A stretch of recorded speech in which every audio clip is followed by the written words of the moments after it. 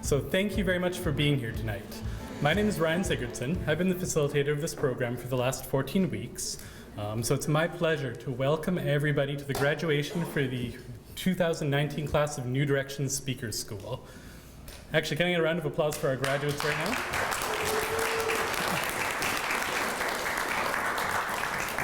So on all of your chairs, you should find an agenda that will kind of go over what this evening is going to look like. We're already deviating a little bit because I'm going to start with the thank yous, just because I really did want to open with a bit of gratitude. So first, thank you to everybody in the audience. I'm so glad that you're here to support our students tonight. Secondly, I'd like to thank our board of directors. Could you all stand up for a moment, please? So everybody, these are the people that make Speakers School happen.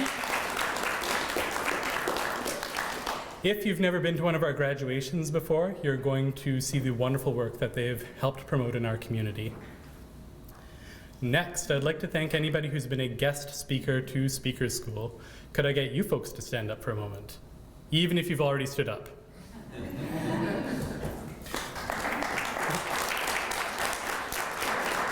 So these folks actually talk to our students and really provide them with some inspiration on their public speaking skills and really push their abilities to the next level. Last, but definitely not least, I would like to thank the students of this class. Could you please stand up?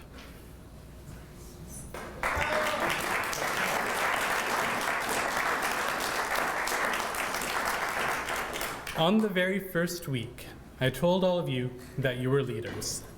And I wasn't lying, but I will say that you've proved me right every successful week.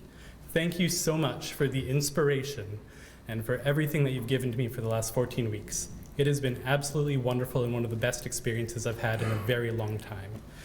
So I'd like to invite Larissa Speak from the Board of Directors to come give us a few words, and then we'll continue with the evening.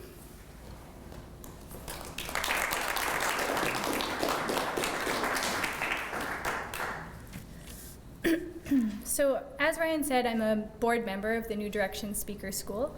And on behalf of the board, I would like to welcome the graduates, the family members who are here, past graduates of Speaker School, and all of the community members who are joining us tonight for this graduation ceremony. As a member of the board, I spend most of my time in a boardroom, at meetings with other board members, and we discuss things like program development and financial reports, which is not my favorite, as you guys probably know. So it's a really special thing to attend graduation. We get to hear your stories and to see the skills you've worked on and developed in the past 14 weeks. I would like to thank all of the graduates in advance for sharing their stories and for sharing your insights. I'm always so impressed with all of our graduates, and I'm excited to listen to all of your speeches tonight. I would also like to welcome and thank Nathaniel Moses, who's going to lead us in a teaching and a smudge before we start with the speeches. So welcome everyone, and I'll turn it over to Ryan, who you've already met and is our course facilitator for Speaker School. Thank you.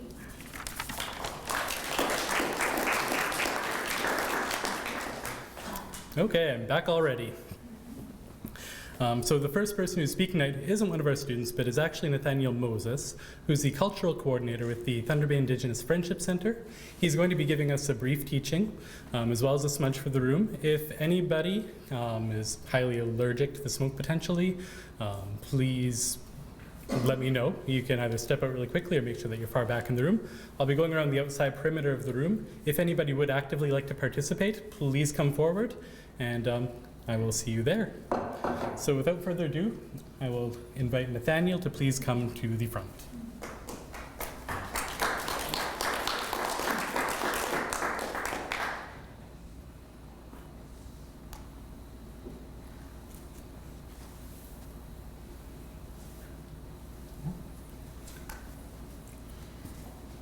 Bonjour, Anin. Kiwaitano na ne indish na gazo makwado dam. Mino bemad so wen. Mi gwedge mashomas nokmes kiwaitano.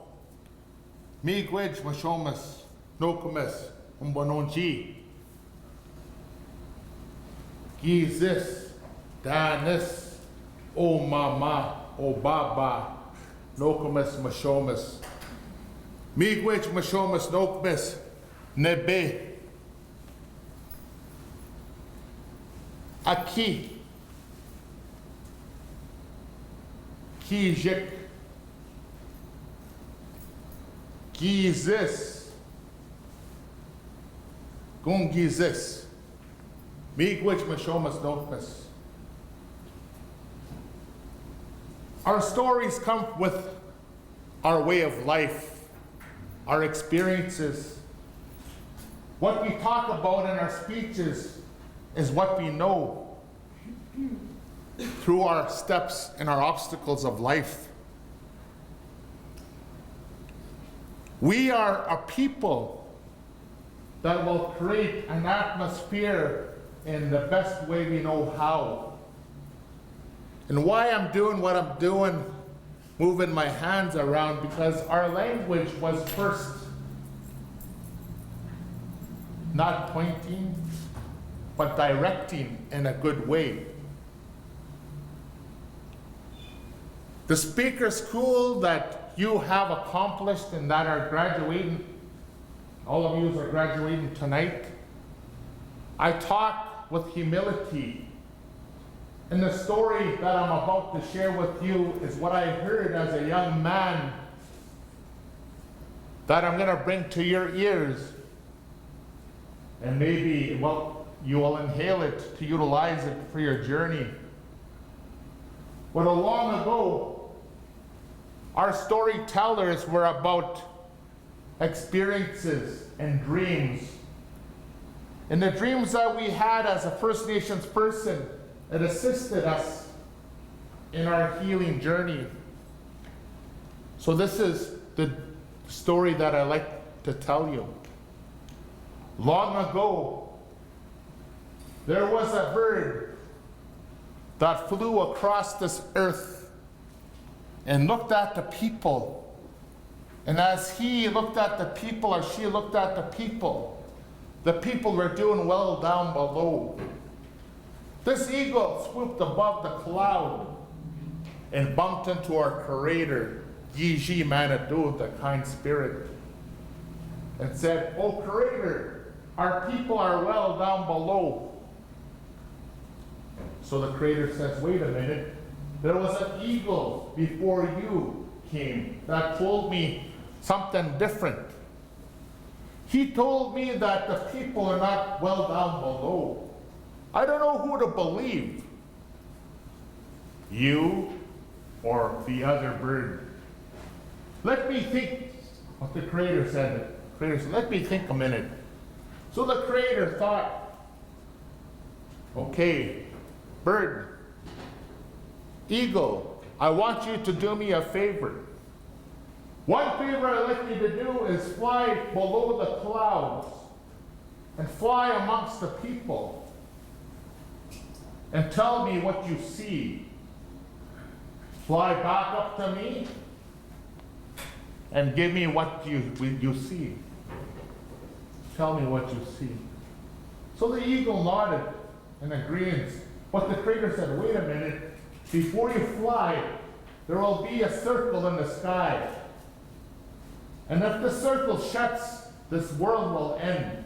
If you're not in the circle by the time it shuts, this world will end." So the eagle nodded.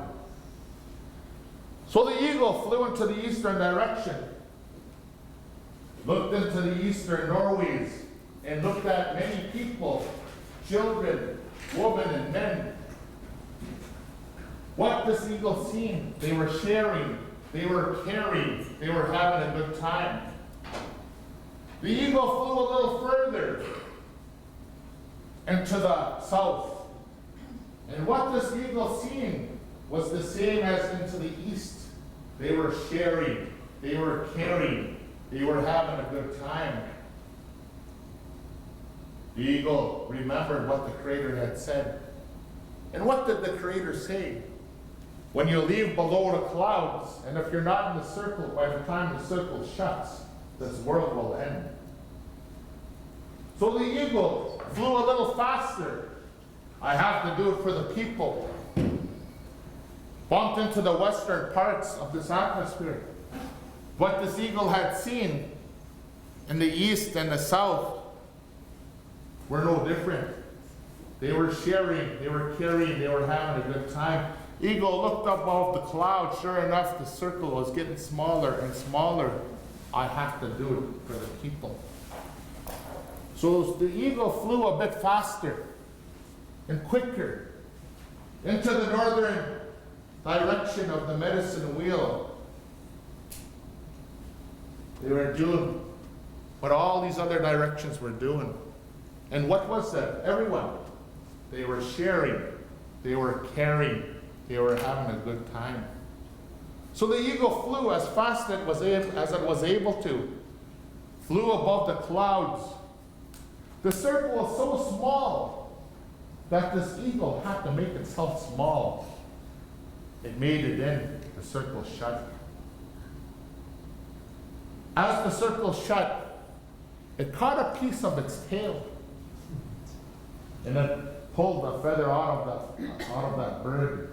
And from the sky, it came down. As it came down, it hit the ground. Our conclusions and our way of life, it's up to you to actually conclude the story. And that's the way our people talk the tale or the story. But I always say our feather represents our people in a good way. That's a story. And that's a legend that we tell to share amongst our community so people understand the way of the feather and how it's treated. It acknowledges our people. Just as I see some plaques over there. Well, there's probably stories looking at that. Or every picture of the mayor has a story. Everything, an object, has a story. Like your hair has a story. So does mine. It represents life.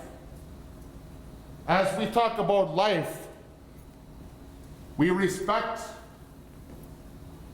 the land we live on. Like the hair that we carry in our hands, acknowledging the Mother Earth is hair. Representing, what's the three braids stand for? Anyone? Mind, body, spirit. Mind, body, spirit. So when you braid her, are yours? We think about positiveness. And the teachings that I will throw out into our community is to expand their thoughts so they could live a wellness life. So they could adopt identity and self-pride. I'm talking from the heart, as you are going to do in your speeches tonight. Honesty will take you on a long way, give you a nice journey. Flip that and this side over here. One journey I like to say is, I lived in a concrete world called the city of Thunder Bay. This is my reservation. I was taught by our elderly people that are now in the heavens. And there are some of us that have knowledge to bring to the table, not to the table, to the people that would like to learn of the nation, Ojibwe around this territory, Cree, thanking the Fort William First Nation community, but all the relatives that are surrounding the area. We make this community great. I talk with humility. One of the teachings that I like to throw again to you is a negative and a positive. And I'm gonna actually get you to kind of partake with me if you can. Everyone stand, please. I said, please. But one of the teachings I like to throw at everyone here, which is a storyline that I created so people could understand the way we would walk. If we stood on one foot, which we're gonna do for 5 seconds, do it without touching anyone. 1, 2, 3, 4, 5. Put it down, please. How did you feel with one foot up in the air? Unbalanced. Wobbly. How much of you has ever heard those words before in your lifetime and they're not respectable words? No. Put it up for 4 more seconds. 1, 2.5, 3, 4, 5. Put it down, please. Question to you. How do you feel with 2 feet on the ground? Stable. Strong. Actually still walking. Terrific, fantastic, excellent. So when I talk and counsel our people, I want everyone to understand this is the way we want to become. So with this speaker school, I think you're here because you're a great speaker, and all of us been. As long as it comes from the heart, I think everyone in the circle will do okay. You'll become the best out of the best eventually. First time, second time gets better, third time gets bestest. Well, that's not a word, sorry. But you continue, you don't jump over here, you take small steps to get to where you are. If you jump so far, you miss the whole teaching. Okay. Now might have been, have a seat. Have a good evening. Thank you very much, Nathaniel.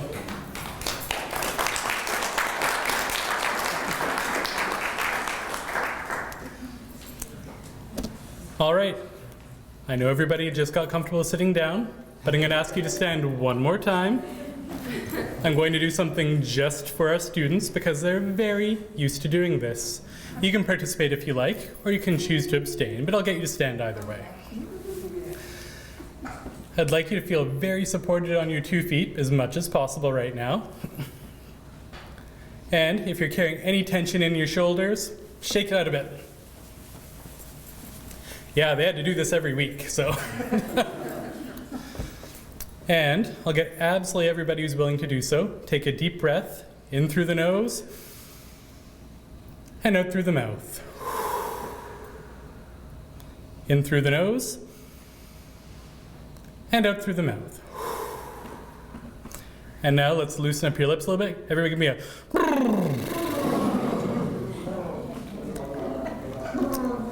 And now that we feel a little more relaxed, hopefully, have a seat. And I would like to welcome to the stage our first graduate of the night, Mr. Joe Spade, who's going to be sharing some of his wisdom from his journey with us.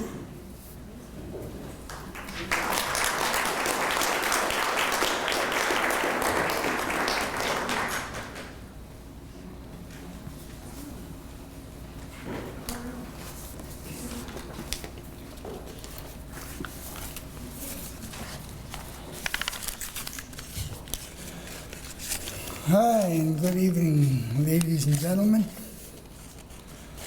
girls and boys. My name is Joe Spade. I'm 50 years old. 60 years old. I have 25 years of sobriety, 5 years of culture.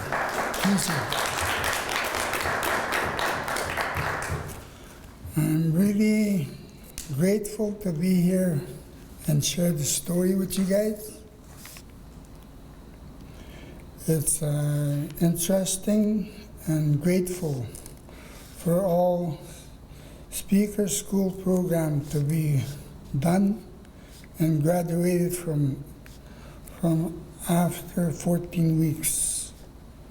It was nice to meet all my classmates, and I thank you all for sharing this with me. So I got, for my grandfather teachings, I got 12 things in this little paper that I want to share that with everybody. First one is roles. Second one is education. Third one is money. Fourth one is alcohol. Fifth one is drugs and guns. Sixth one is families and family services. Racism, crime, leadership, and blame. That's what I have. That's what I learned from the culture that I'm doing today.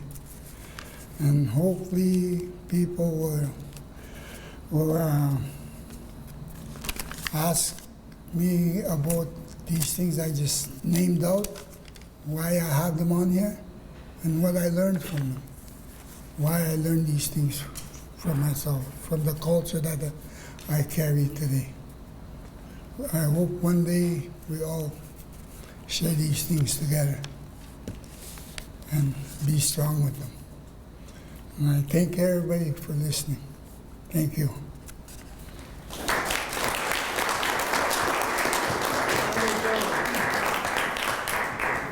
Joe, I'm going to make you come right back.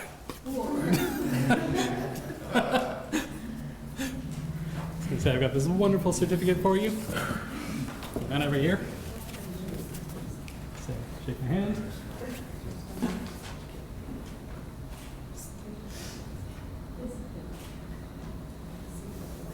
Okay, so thank you, Joe. Next up, I've got Crystal Flamand, who's going to be telling us a little bit about her son.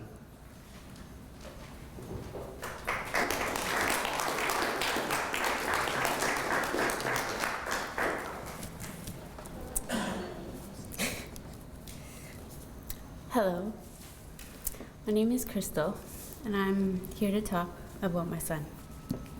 I'm going to start off with, hello everyone, my name is Crystal, and today I'm going to talk about my son Donovan.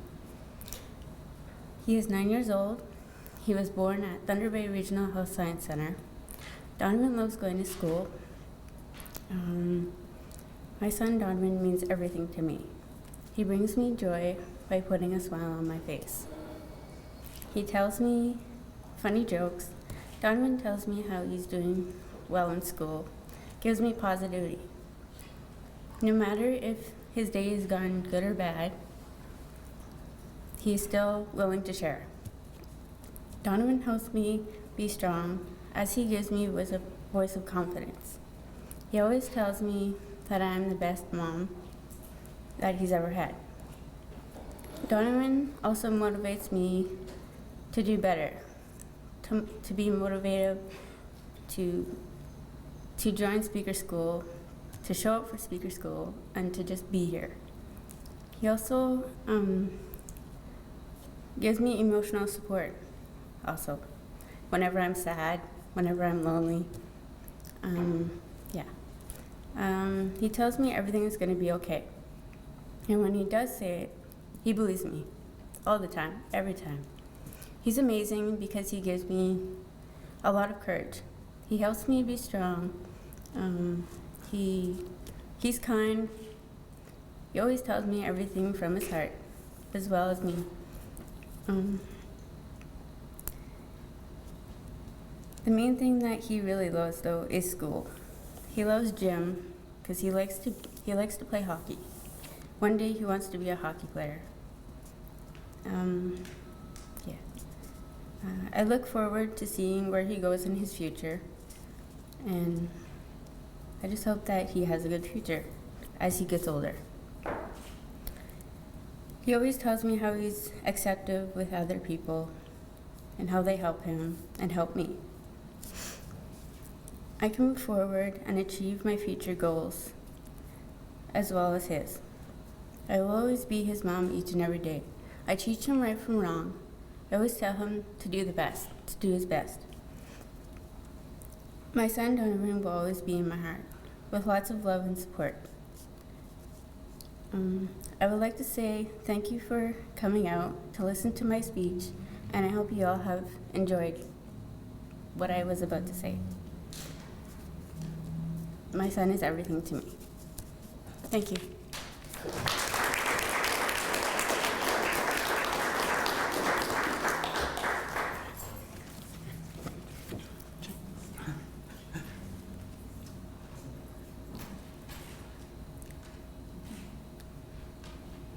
Thank you, Crystal. So next up, we have Dalton Boschkaken, who's going to be telling us a bit about what he lost. Dalton.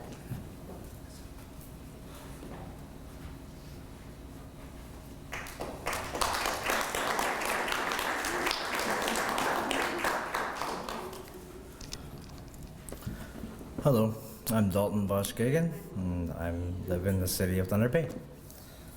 Tonight I'll be talking to you a little bit about what I lost during growing up, and it's been a bit of part of my life.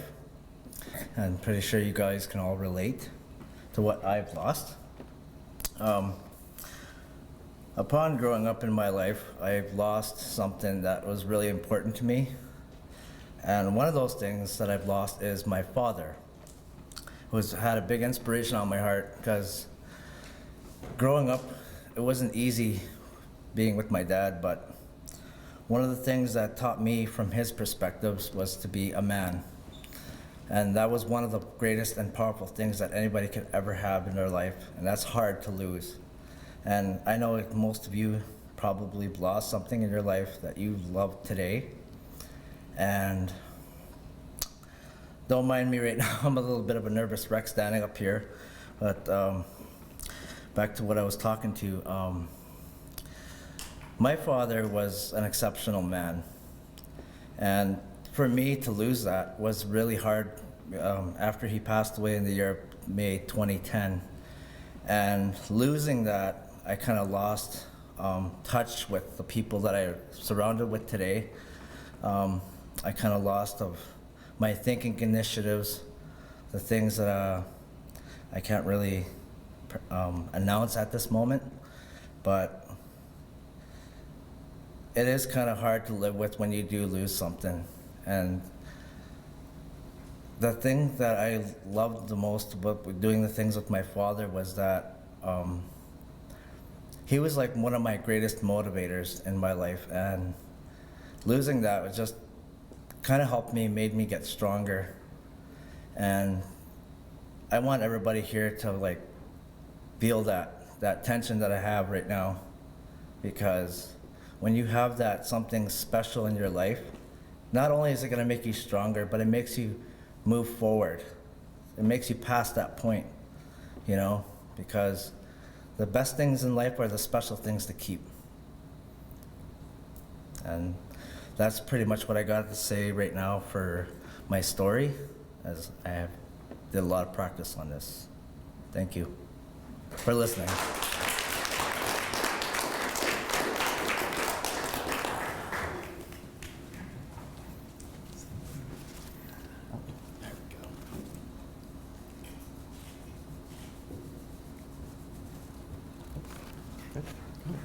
All right, thank you, Dalton. So next I'd like to welcome Dolores Edding to the podium, who will be speaking to us a little bit about homelessness as well as hope.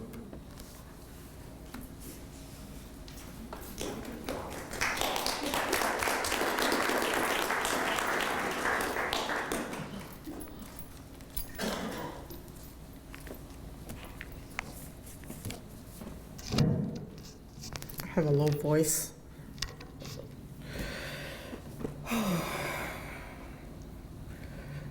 I'm so tired. I'm so tired. I'm so tired of all this homelessness that I see. Like when I step outside and look around the city. So tired of all the drug addiction, alcoholism. It's sad. And the homelessness. And how does one become homeless? through alcohol, drugs, loss of home, loss of job, possibly. Loss of hope, basically. How do we cure it as a society, as a community, Thunder Bay, Fort Francis, wherever, Ontario? Is it possible to put a dent in the countless numbers of people that are chronically addicted to drugs and end up homeless because of it? I believe there is a solution. I did some research, and there's a program called the HOPE program, and it's from Akron, Ohio. I used to live there, and I was actually a successful graduate from that.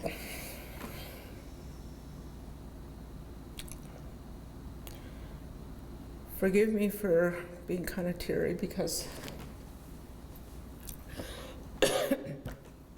Dalton is my nephew, and I knew his father. But anyways, going back to my HOPE program. My suggestion to start a HOPE program is, how it works is you have to be homeless, addicted to drugs, wanting to recover. And how the program works is you have to find a counselor, you sign up for it, there's an application process, about 5 pages. Once you're a successful candidate, you can either go into, if you have a family, like with children, you can go into the PEACH program, and they provide your housing, or mine was the HOPE program, which is,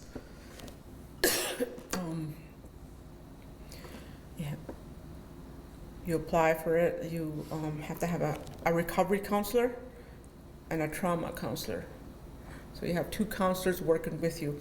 If you want it bad enough, if you want to stay sober bad enough, you will do as much work as you can in your recovery as you did chasing after that first drink.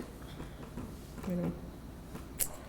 And how this program works is you could possibly be on a waiting list. It's a 24-month program where they provide you have to have a job or a source of income, a minimum of 20 hours work per week, or 20 hours work a week. You pay 30% of your wage for your rent. They pay for first and last month rent. They buy your furniture, your household items, and you have to do a drug test once a week while you're on a waiting list, once every 2 weeks, and then they phase you out like maybe once a month. They have home visits, and the number one objective is for yourself to stay sober. At the end of 2 years, all that money you put into the 30% a month for your rent, believe it or not, it comes back to you. So if you're paying like $500 a month times 24, that's a pretty nice chunk of change. And that's to give you hope to start a new life. You can either stay in your apartment, or you can move to a different place or buy a car, like I did, bought my first car. And I think that's would be a benefit for this community if that was possible. Start a HOPE program or like a housing program, something like that, to help give people hope. You know, there's more to life than alcohol and drugs or any other addiction. And Akron, Ohio is actually where AA started, Alcoholics Anonymous, and that's the parent institution or the parent program of Narcotics Anonymous, Cocaine's Anonymous, Heroin's Anonymous. But that is my spiel, and like I said, if you work for it, if it works if a person works for it. And it just depends how bad does the person want to get sober. Like Morgan Freeman says, you want to get busy living or get busy dying? Miigwech, that's all I have to say.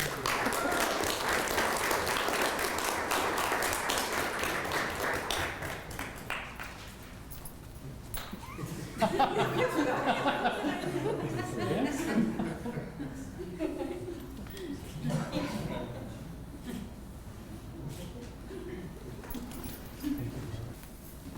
our next speaker, thank you, Dolores, by the way, has requested to be something of a mystery. So, without any further discussion, I would like to welcome her to the podium.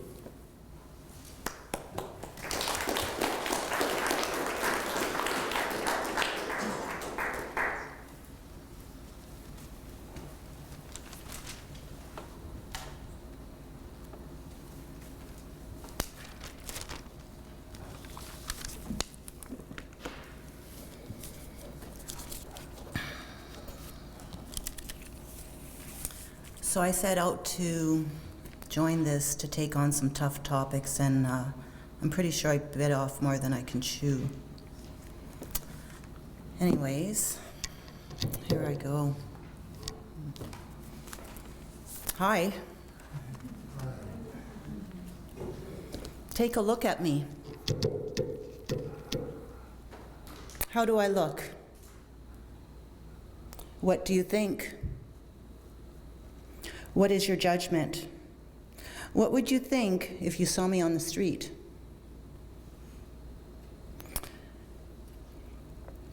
People should not be judged on what they look like, on their home, on their belongings, or their lack of. You know what they say about assumptions. I say judgment hurts. I've not told you my name because I am ashamed. I stand before you, a person with a deeply guarded secret. People would rather stand before you and admit to being alcoholic, drug addicted, homeless, to be committed of a crime. And that is all acceptable societally, but my secret is not. I am judged, I am reviled. It wasn't always like this, but started after a workplace assault that left me unemployed and vulnerable. I set out to speaker school to educate people about the 1 in 25 percentile of persons in society that are narcissistic, socio, and psychopathic. But this topic did not come to fruition. I set out on that topic because after my workplace abuse, I was left vulnerable to this type of person that I entered into a relationship with, and I was very damaged as an outcome. In my family of origin, I am abandoned, being the scapegoat in the toxic family system, and with good friends moving to bigger and better places, I'm utterly alone with no support. Are you wondering what secret it is that I hide?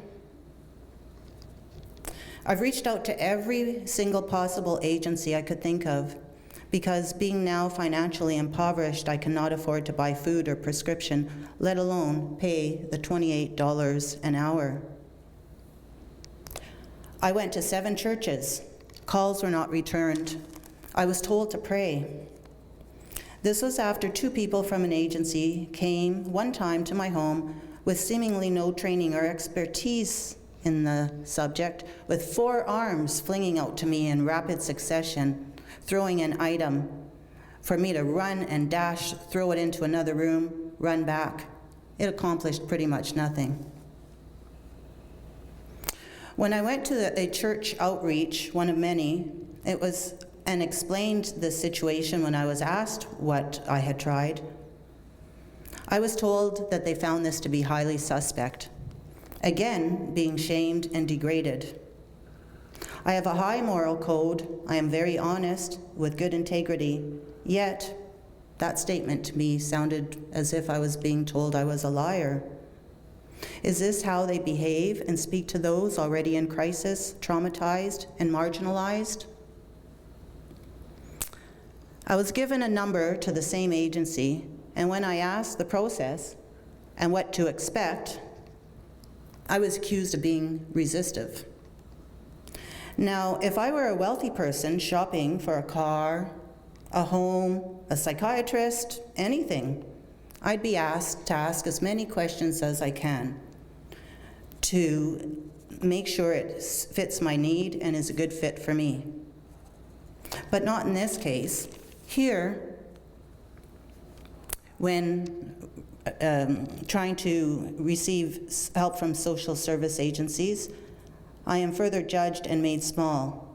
What would that statement say to you if you heard it? Would it feel safe and supportive? Would it make you feel like you had good, healthy, supportive help coming your way? Or would it make you feel disempowered and afraid to move forward to attain that help? I speak up to many along my way about my affliction, as I've heard, and as I do, I've heard whispering of how prevalent my affliction is, but nobody is talking about the problem, just judging, and people are afraid to come forward and say they have a problem. I wonder why. People need support. I've tried to get stats for my speech, and I got stats from one place, but the majority of the other places do not give me stats. They tell me they don't keep stats on this problem. I ask you, how do we present a problem to agencies, to City Council, if you can't show that this problem exists? One place did give me stats, and it told me of the 425 clients and 425 client homes that it goes into, 40% out of 40 out of 425 deal with overcluttering or hoarding situations. That's one agency declaring 10%. I'm sure if all the agencies got together and disclosed actual statistics, it would be considerably higher. If you walked into my house, you'd say, oh my God, you have too much stuff. Some call my house a hoarder home. I've posted ads. Men reply, offering to help me if I help them. And you know what that means. I brought in traveling strangers.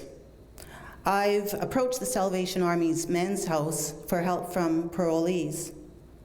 I am desperate and putting myself in harm's way just for a bit of care, concern, and help. I've even tried to start support groups, but people are ashamed and need solidly established support before they come forward because they know they will be shamed. So there you have it. The secret's out. My title. I am a hoarder. The lowest of low in many people's eyes.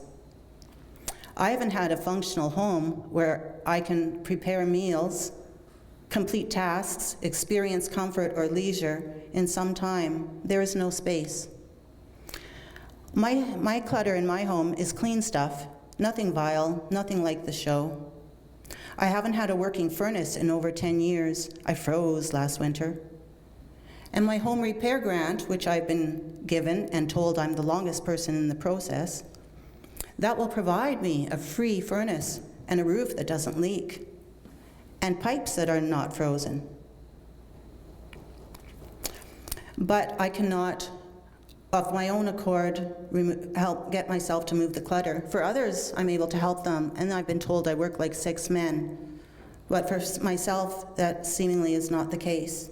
I am terrified, and I need the care of supportive help. If anyone knows of anyone who can help, who suffers from this and needs support, who wants to form a group, I have skills in areas.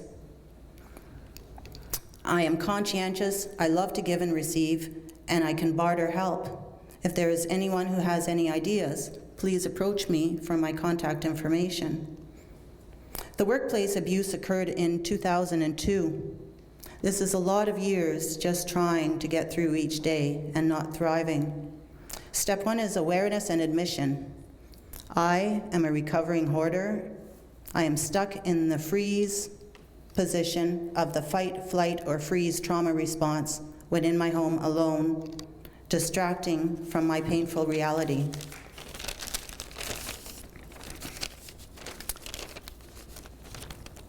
Bigger cities like Toronto abound with groups, services, and programs to help hoarders. It is proactive and for the betterment of the community.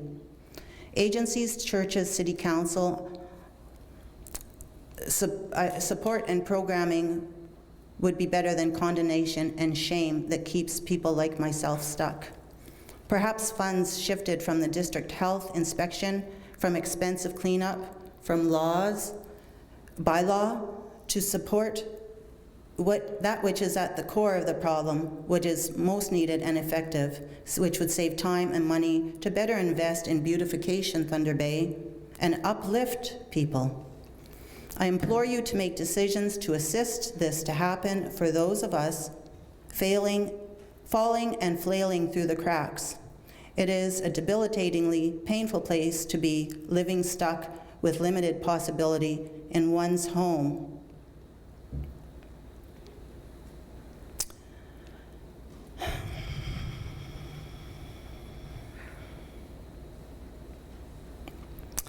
Society can be cruel. There is so much judgment. Believe me, I'm hard enough on myself because I'm unable to get myself through and out of this situation. So there you go. You know my secret. I would be ever so grateful for supportive, respectful support. Whatever anyone can offer, even just your time, that would become, it's time for me to clean time with fresh eyes. Because when I go into someone's house, I am not as I am in my house, overwhelmed, depleted, feeling hopeless and defeated and fearful. When I see others' messes, I'm not emotionally impacted, and therefore I have the energy and the possibility to see. So now you know my secret. So what do you see? What do you think? How do you like me now? Thank you. Miigwech.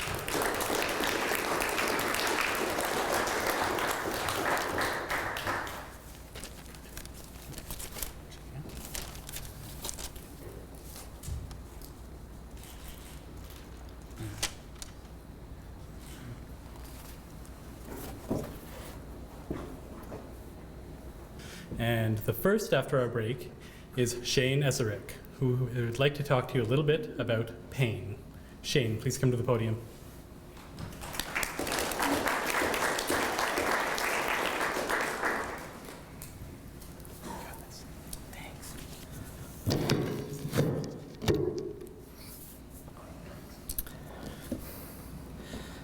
Okay, to start off with, Harley, you have an abnormal spinal curvature.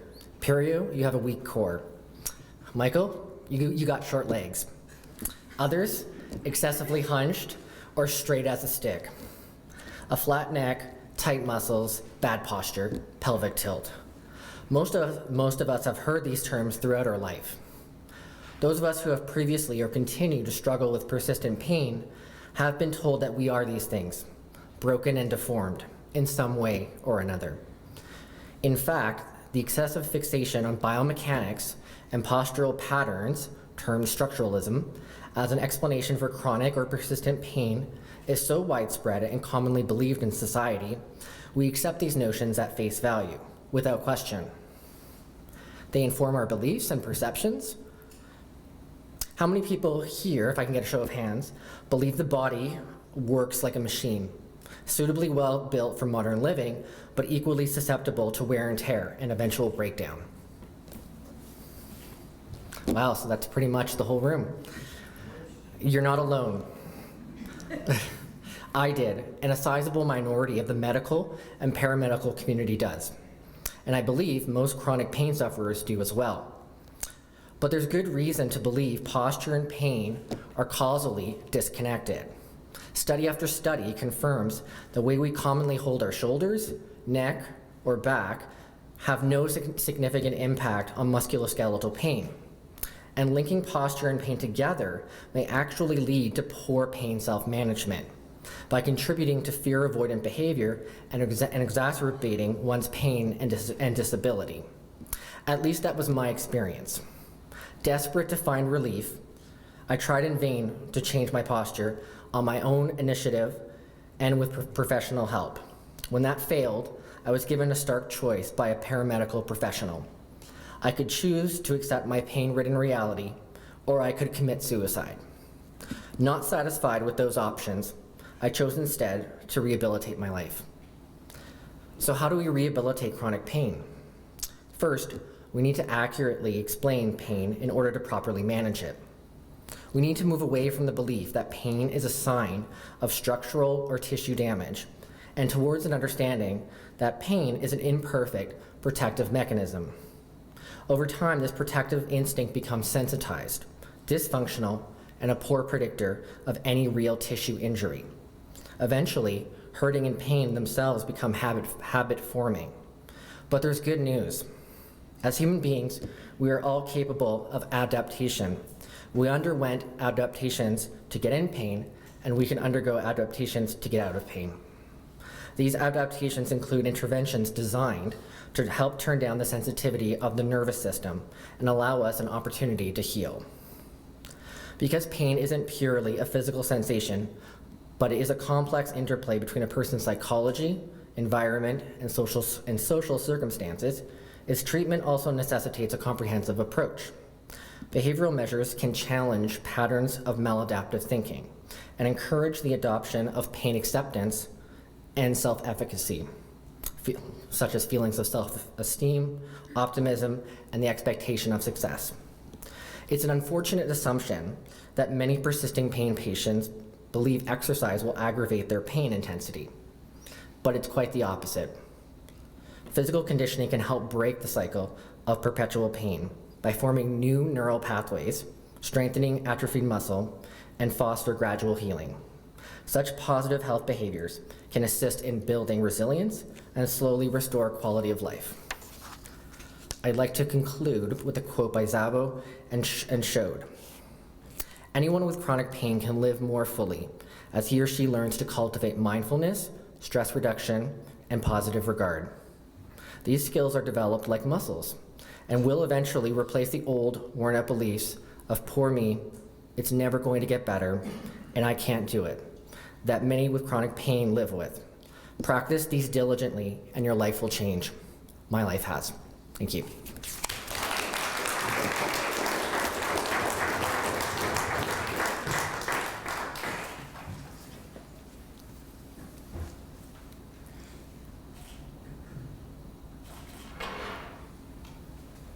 Thank you, Shane. I noticed a lot of you straightened up in your chair the minute he started speaking, by the way. So next, I'd like to invite Elizabeth Wapus up to the podium, who's going to speak to us about her daughter.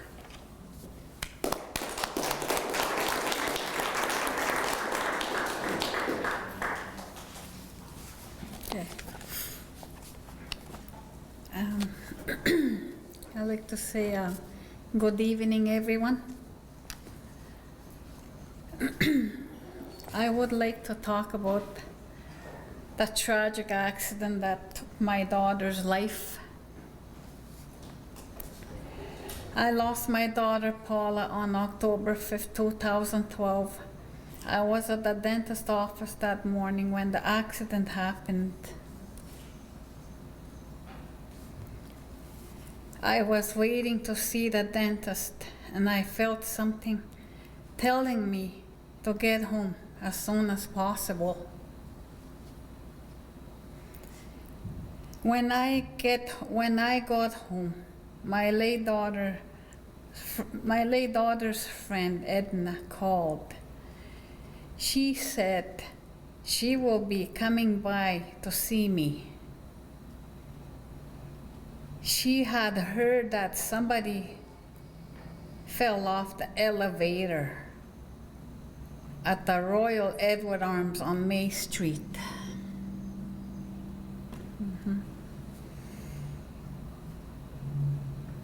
She said it might be your daughter Paula. I told her, I don't believe it until I hear it from the police.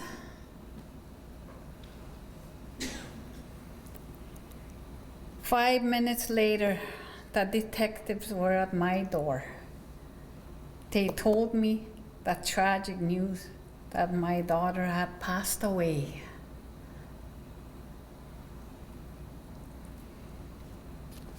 She had fallen from the 7th floor at the Royal Edward Arms housing apartments. I went into shock for the next 2 weeks. We took my girl back to my home community of Cat Lake for traditional burial.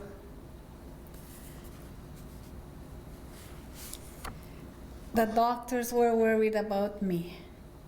They monitored my blood pressure as it went sky high. They helped me and gave me anti-anxiety medications to get me through the funeral.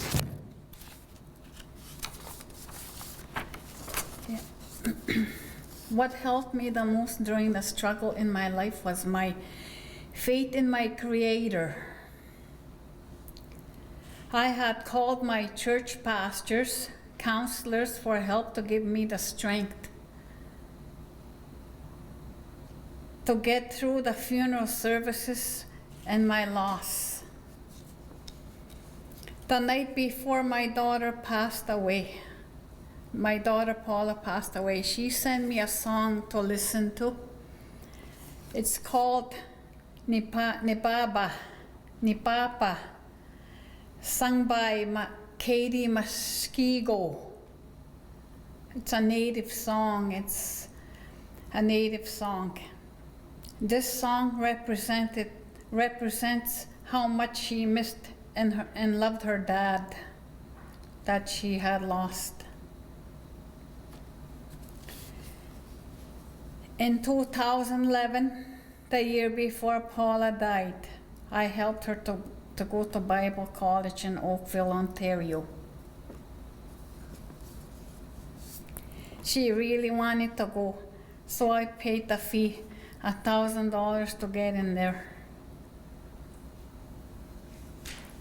To help to send her there. She was so excited to do this for herself. I felt that her heart was ready to do something worthwhile, and she praised the Lord a lot that year before she passed on.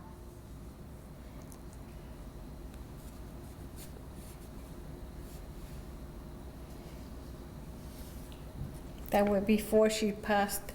It has been 7 years since Paula passed. I still miss her, and it still is very fresh that I'm never the same ever since I lost my daughter. 7 years. I have been going to counseling to deal with the tragic loss of my daughter, Paula.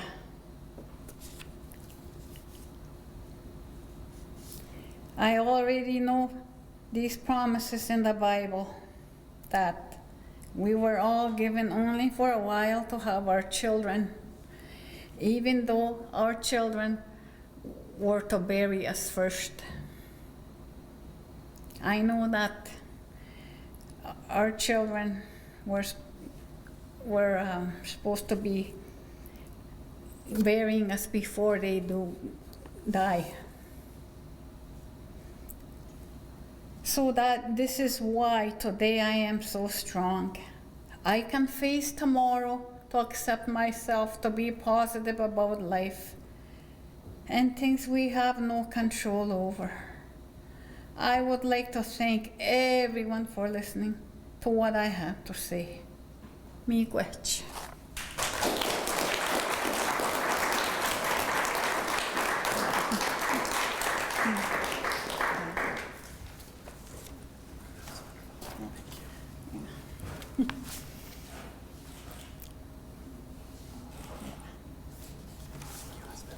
Okay, thank you very much, Elizabeth. So next, I'd like to invite to the podium Frank Wapus, who's going to tell us a little bit about his journey.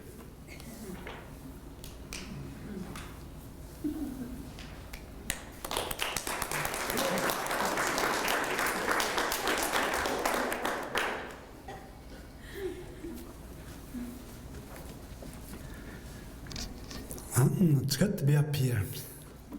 Nice people. Nice smiling people, some don't smile. Amen. Okay, I'd like to start off. My name is Frank Wapus. I'm from the community of Fort Hope, which is located in north, about an hour flight from Thunder Bay. You can only drive Winter Road. I lived in Thunder Bay 2010, and I'm married. In work as a heavy equipment operator on a reserve. My wife is Elizabeth. She's sitting right beside me. So that's my wife. So we got married about 10 years ago. And my next is, I grew up in a family of 4 brothers and 2 sisters, including Daryl. My parents were alcoholics. The hardest thing I faced was my parents were always drinking. They weren't able to take care of me. And I started using drugs and alcohol. In the when I was a teen, I began to do some drugs and alcohol. So I was always been in jail. Always intoxicating charges, breaking into charges. I was a criminal guy. I had a bad criminal record. So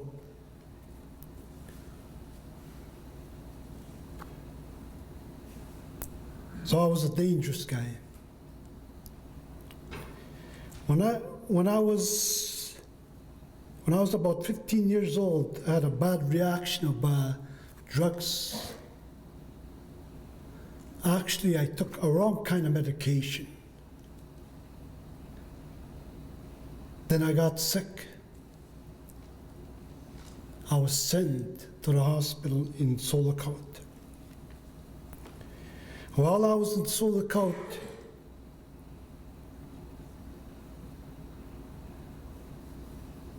I had a heart attack.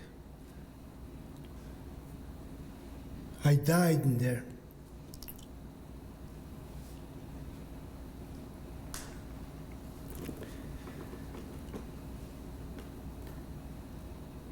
After I died, I saw myself traveling to hell.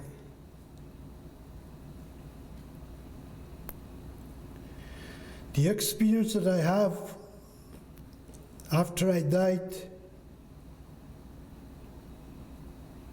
the Lord touched my heart. Then I came back alive. After I came back alive, a month I was there. I was sent back home. All through the experiences that I have deeply, I returned back to drugs and alcohol.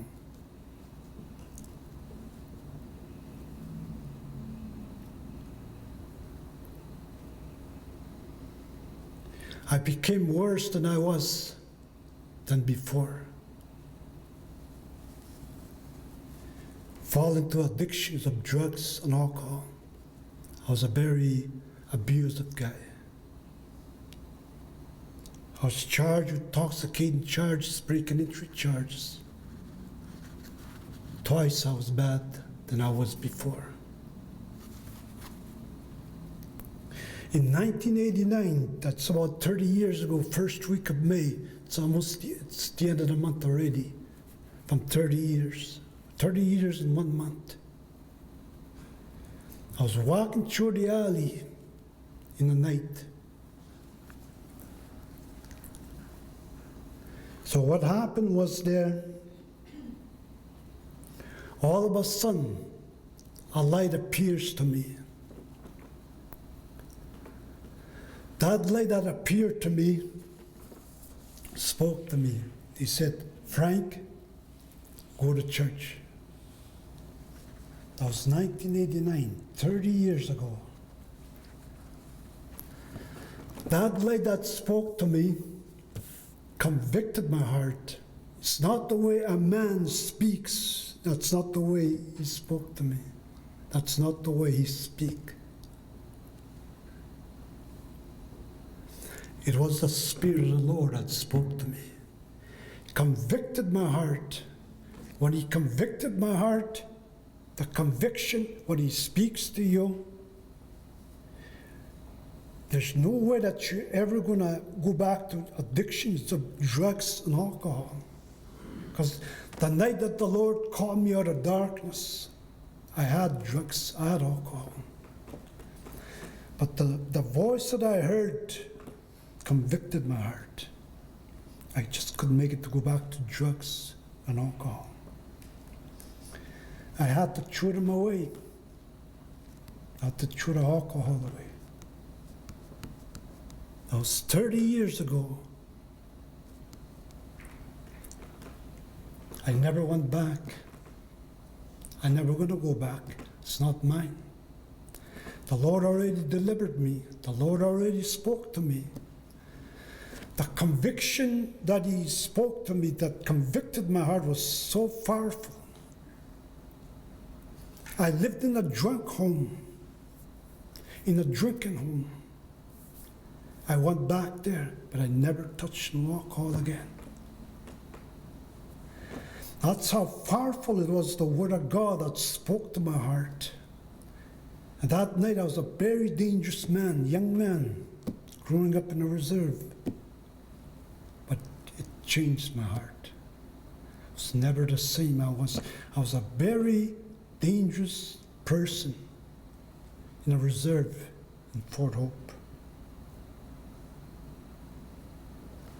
That thing was very powerful. I wasn't raised in a traditional home. I was raised in an abusive home.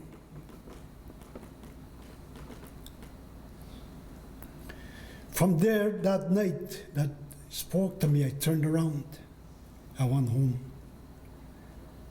I had a good sleep. That's the first time I ever had a good sleep.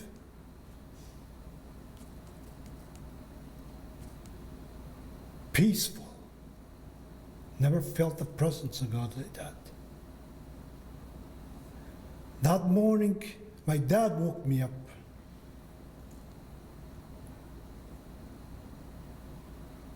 And I got up 6 o'clock in the morning. Beautiful, nice day. It's the first day I ever seen. See, like the time we were around here, we could see daylight, but it's not very special. The special thing is when a person comes and receives Jesus Christ. All the fear departs from you, every sickness, every disease. When you open your life and ask the Lord to come into your life, it's a great experience that you can ever have. That's going to be your best counselor. There's no other counselor here on earth. There may be millions of counselors, but the best counselor that counseled my life was Jesus Christ.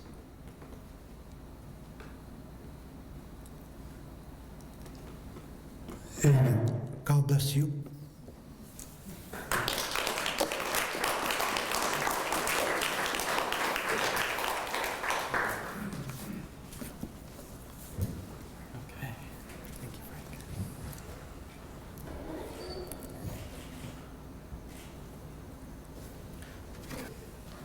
All right, thank you, Frank.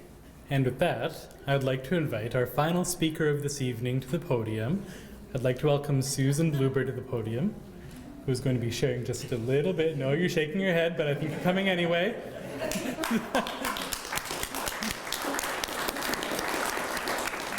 is going to be sharing a little bit about her own journey. Thank you, Susan. Hello, everybody. I am Susan.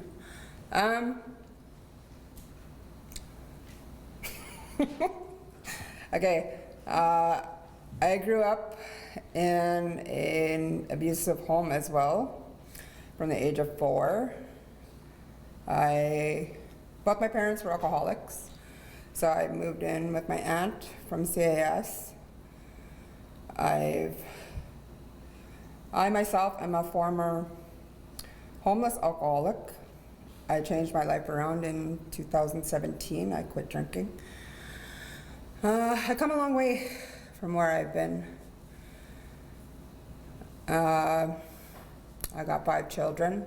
I have 4 now. I recently lost my daughter in December. She was 20. I got 4 grandkids. I'm raising one right now. He is 6 months. When I changed my life around, I was at rock bottom. I was drinking every day. I couldn't handle it anymore, so I went to the Grace Place, and they had the out of the cold program. And that morning I woke up, I was thinking about my life and stuff, and I said to myself, I have to change my ways. So that morning, I got up and I called detox. I stayed in detox for 7 days. I went to the John Howard, because they have a, reintegration program. I stayed there till March 29th. I got my own apartment. From there, I kept my apartment. In November, I got my grandson of this last year. And then my daughter, she passed away December 12th in Brampton. And then, well, anyway, from there, I still have my grandson. He'll be 7 months on the 11th. I don't know. I've been through a lot my whole life. I've been through abusive relationships. I've been sexually assaulted. I've done it all, but it made me a strong person who I am today. And I'd like to pass that information and knowledge on to these younger women and boys, because I know boys got sexually assaulted as well, of what I experienced. And I helped them through that. I have held many jobs. I'm not educated, but I do have my life experience. And with my counselor supports, through Being Began and through doing this public speaking thing, it's been a big impact in my life, especially with Onwa helping me getting to where I am today, and my friends and family that are supportive. And my classmates, thank you. And I guess that's all I have to say. Thank you.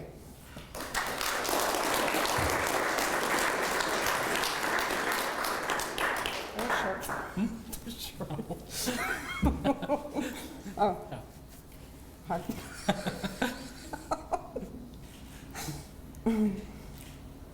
Good. All right. Well, that brings us to the ending of our evening. I've got a few more people to thank before we adjourn to the other room to enjoy some good treats. There's a few people and organizations that this evening wouldn't be possible without. In no particular order: the City of Thunder Bay, the Thunder Bay Indigenous Friendship Center, OPSU, the United Way of Thunder Bay, the Public Service Alliance of Canada, Employment Ontario, and a very, very special thanks to Deanna Ford, who made a major contribution to our students' gifts tonight, so thank you. Once again, thank you everybody for being here tonight. It's been a pleasure to see so many people come out to hear the speeches, but the biggest thank you again goes to our graduates. Thank you for inspiring me every week, week to week, and thank you for inspiring the folks in the audience. And thank you in advance for all of the people that you're going to continue to inspire in the future.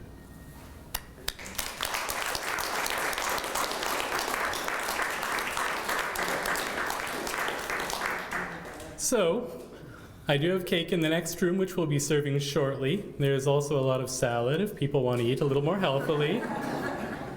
I'm going to ask our graduates to come forward for a group photo. But if anybody else would like to go begin mingling in the other room, you're more than welcome to do so. Thank you again for coming out.